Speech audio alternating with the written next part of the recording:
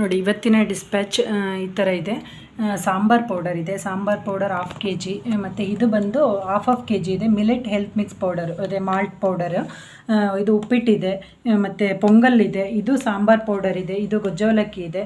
So ನೋಡಿ ಇದೆಲ್ಲ ಬಂದು ಗೊಜ್ಜವಲಕ್ಕಿ, ಉಪ್ಪಿಟ್ಟು ಇದೆಲ್ಲ ನನ್ನ ಮಗನಿಗೆ ಟ್ಯೂಷನ್ ಮಾಡ್ತಾಯಿದ್ರು ಸುಜಾತ ಮ್ಯಾಮ್ ಅಂತ, ಆ್ಯಕ್ಚುಲಿ JP ನಗರಕ್ಕೆ. ಸೊ ಅವ್ರಿಗೆ ಮ್ಯಾಮ್ ಅಂದರೆ ಅವ್ರ ಮಗನ ಕಳಿಸ್ಲಿಕ್ಕೆ ಯುರೋಪಿಗೆ ಅವ್ರಿಗೆ ಕಳಿಸ್ತಾ ಇರೋದು. Thank you ma'am. ಸೊ ಇದು ಪೂಜಾ ಮ್ಯಾಮ್ ಅಂತ, ಇದು ಅವರಿಗೆ ನಾನು 3rd ಟೈಮ್ ಕಳಿಸ್ತಾ ಇರೋದು. ನೋಡಿ ಇದು ಸಾಂಬಾರ್ ಪೌಡರು, ಮಿಲೆಟ್ಸ್ ಎಲ್ಲ ಲಾಸ್ಟ್ ಟೈಮು ಕೊಟ್ಟಿದೆ, ಇವನ್ ಗೊಜ್ಜವಲಕ್ಕಿ.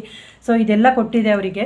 ಇದು ಅವರಿಗೆ 3rd ಟೈಮ್, ಅಂದರೆ ಇಲ್ಲೇ ಆನ್ ದ ವೇ ಬರ್ತೀನಿ ಅಂತ ಹೇಳಿದ್ದಾರೆ. ಸೊ ಮನೆ ಹತ್ರನೇ ಕಲೆಕ್ಟ್ ಮಾಡ್ಕೊಂಡು ಹೋಗ್ತೀನಿ ಅಂತ ಪ್ಯಾಕ್ ಮಾಡಿ ಇಟ್ಟಿದ್ದೀನಿ.